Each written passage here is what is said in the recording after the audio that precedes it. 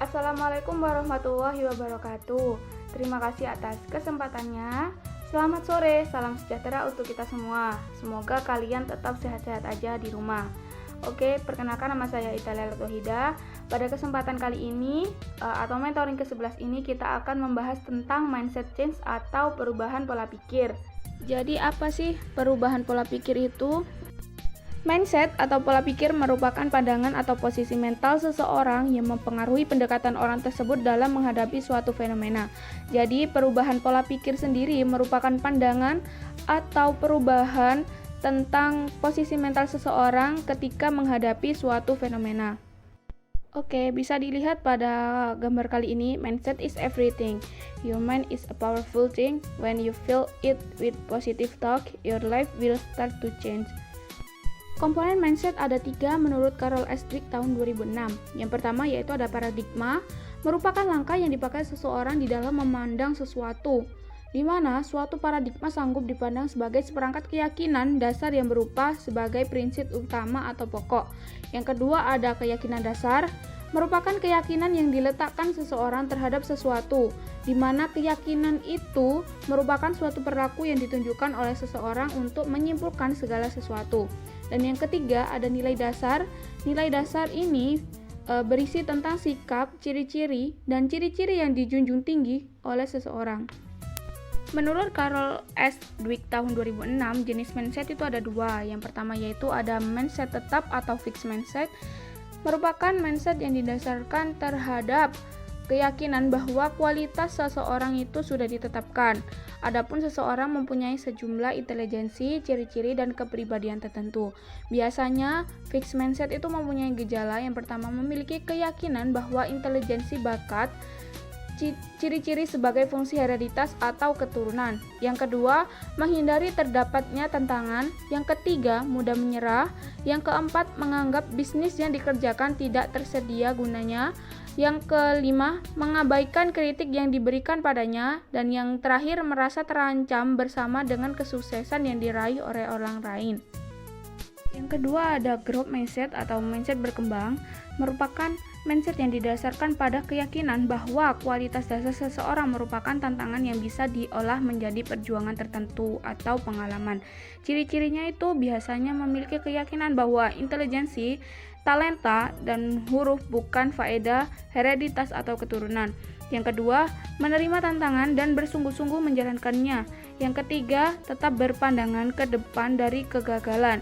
Yang keempat, berpandangan kasat mata pada usaha. Yang kelima, belajar dari kritik yang diterima. Dan yang terakhir, menemukan pelajaran yang diperoleh gagasan dari keberhasilan orang lain. Jadi, mindset berkembang di sini merupakan kebalikan dari mindset tetap. Jadi, seharusnya seseorang itu mempunyai pola pikir yang berkembang. Karena seseorang yang mempunyai pola pikir yang berkembang itu, ia mempunyai sikap yang tidak mudah menyerah, terus menerima tantangan dan bersungguh-sungguh menjalankannya. Serta tidak mudah iri terhadap keberhasilan orang lain. Kenapa sih harus ada perubahan bagi orang muslim? Perubahan sudah dijelaskan pada Quran surat Ar-Ra'd bahwasannya sesungguhnya Allah tidak akan mengubah keadaan suatu kaum sebelum mereka mengubah keadaan diri mereka sendiri. Selain itu, tidak ada yang bisa mengubah hidupmu kecuali dirimu sendiri. Kenapa? Karena diri kitalah yang berhak atas apa yang akan kita peroleh pada masa yang akan datang. Jadi, siapa yang bisa merubah diri kita yaitu diri kita sendiri. Jadi, pola pikir yang baru itu akan menciptakan solusi yang baru juga. Sedangkan ketika kita berpikir sama seperti yang lama, maka solusi yang akan kita dapatkan pun juga akan sama, tidak jauh berbeda dengan solusi yang sebelumnya. Jadi pada gambar ini yaitu merupakan ilustrasi bahwa connecting people of the world. Jadi seseorang itu dapat berhubungan dengan orang lain meskipun di berbeda negara. Dan seseorang itu tidak boleh membeda-bedakan ingin berteman dengan siapa atau berkoneksi dengan siapa, baik orang kulit putih, orang kulit hitam, rambut lurus atau rambut pirang dan sebagainya. Selain itu, seseorang juga harus memperhatikan tentang sustainable development goals seperti apa yang ingin kita capai di rekor kita pada tahun ini. Ada 17 macam Sustainable Development Goals seperti yang ada pada slide kali ini. Ada no poverty, terus sesuai dengan apa yang kelompok kita atau tema kelompok kita tentang posters, yaitu responsible consumption and produksi, tanggung jawab terhadap konsumsi dan produksi. Juga ada partnership for the goals, atau seseorang atau partner untuk mencapai tujuan. Jadi seseorang itu harus mempunyai pemikiran yang luas dalam melakukan suatu tindakan dan mampu menciptakan tentang bisnis lokal maupun bisnis global. Adapun contoh-contoh bisnis lokal dan bisnis global itu seperti BNI dan KFC. BNI merupakan lokal bisnis atau bank yang mempunyai global network atau jaringan ke berbagai negara seperti Amerika, Eropa, Afrika, Asia sendiri, dan Australia. Terus ada KFC, merupakan makanan yang sudah masuk global, baik di negara manapun ada namanya KFC gitu. Udah di lokal di Indonesia sendiri ada, dan di berbagai negara juga ada. Dan KFC ini juga di berbagai negara mempunyai perbedaan atau disesuaikan dengan budaya masing-masing negara. Seperti di Indonesia ada nasi, maksudnya di negara Indonesia makanan pokoknya yaitu nasi. Jadi KFC sendiri menjual nasi plus ayam dan sebagainya gitu. Why we should think global and act local. Selanjutnya yaitu ada cross culture competence skill. Nah, di cross culture competences ini ada 3 hal. Yang pertama yaitu attitude, perilaku, knowledge, pengetahuan, dan skill atau sikap.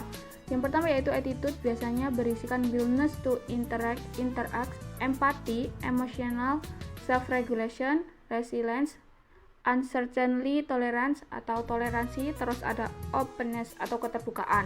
Terus sedangkan di knowledge itu ada culture awareness, budaya, terus perspective taking, integration atau big picture, sense making. Sedangkan di sense sendiri, skill sendiri ada 5 hal, yaitu self mentoring, relationship building, report building, persuasion, communication skill. Jadi di skill itu ada kayak bagaimana kita mementoring diri kita sendiri, terus bagaimana kita membangun suatu hubungan kepada orang lain, terus ada rapport building, terus ada persuasion atau mengajak seseorang, dan komunikasi yang baik. 3 hal tersebut bersumber dari FAB dan Halpin pada tahun 2009. Selain itu, kita juga harus mempunyai cara komunikasi yang baik dengan sedikit mempelajari bahasa dari berbagai negara. Nah, berikut ini merupakan contoh atau cara penyapaan hello dari berbagai negara seperti hello, hola, bonjour, hola, ciao, dan sebagainya kayak gitu. Selain itu, seseorang juga tidak boleh memaksakan kehendak orang lain. Kenapa? Karena hal tersebut tidaklah baik, karena seseorang mempunyai sudut pandang sendiri, dan kita tidak boleh memaksakan kehendak orang lain seperti apa yang kita inginkan. Contohnya yaitu pada gambar sebelah kiri. Ada yang menganggap angka 6 dan ada yang menganggap angka 9. Itu tergantung di mana atau letak dia berada. Karena ia mempunyai sudut pandang masing-masing gitu. Jadi kita tidak bisa memaksakan kehendak orang lain harus sama dengan kehendak kita. Karena hal tersebut akan memicu pertikaian atau masalah bagi hubungan keduanya.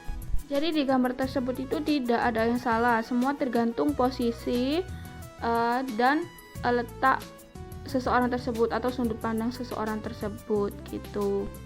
Tidak jauh dari gambar yang sebelah kiri, di sebelah kanan itu juga sama.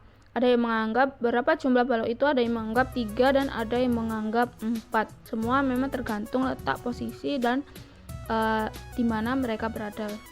Yang terakhir yaitu kita juga bisa mengembangkan pola pikir kita dengan mengikuti program kreativitas mahasiswa yang diselenggarakan setiap tahunnya oleh Kemenristek-Dikti.